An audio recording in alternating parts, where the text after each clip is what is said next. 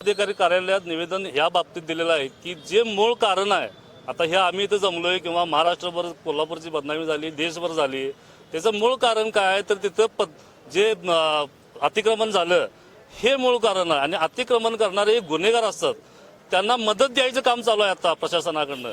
हे उलटा कारभार चाललाय. उलट त्यांना परत आणि त्यांचं विस्थापन व्यवस्था करायची गरज देऊन हे चालू आहे, पुनर्वसन करायचा धंदा चालू आहे. हे सगळं बंद व्हायला पाहिजे. पहिल्यांदा त्यांच्यावर गुन्हे दाखल व्हायला पाहिजेत. आज समजा आम्ही कुठेतरी अतिक्रमण केलं तर आम्ही गुन्हेगारच ठरतो. ह्या सगळ्या गोष्टीला हे अतिक्रमणधारी हे जबाबदार आहेत आणि त्यांच्यावर पहिले 137 काहीतरी हे बांधकाम आहेत, बांधकाम जे बांधलेत त्यांच्यावर पहिले गुन्हे दाखल व्हावेत. अशा मागणीसाठी आम्ही जिल्हाधिकाऱ्यांच्याकडे आलेलो. त्यांनी एक 10 दिवसाची मुदत मागितलेली आहे. 10 दिवसानंतर जर त्यांच्यावर गुन्हे दाखल झाले नाही तर आम्ही परत आंदोलनाच्या भूमिकेत येणार आहोत.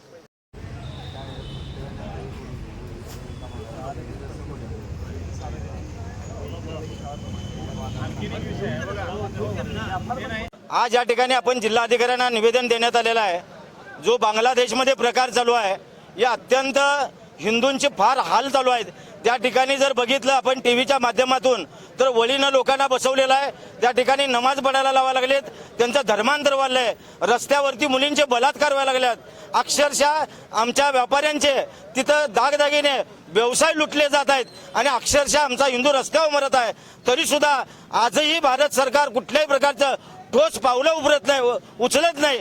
म्हणून आपण या ठिकाणी आज जिल्हाधिकाऱ्यांना निवेदन दिलेलं आहे की तात्काळ तिथल्या हिंदूंना सेवा पुरवा आणि तिथं होणाऱ्या हिंदूंच्यावरती अन्याय ताबडतोब थांबवावे, अशा पद्धतीचं या ठिकाणी आम्ही आज निवेदन देण्यात आलेलं आहे. त्याचप्रमाणे 14 तारखेला विशाळगडमध्ये घडलेल्या प्रकारासंदर्भात त्या ठिकाणी हिंदूंच्या जवळपास 500 शिवभक्तांच्यावर गुन्हा दाखल करण्यात आलेले आहेत. आम्ही तर म्हणतो 1000 जणांच्यावर करा, आमचं त्याबद्दल दुमत नाही आहे.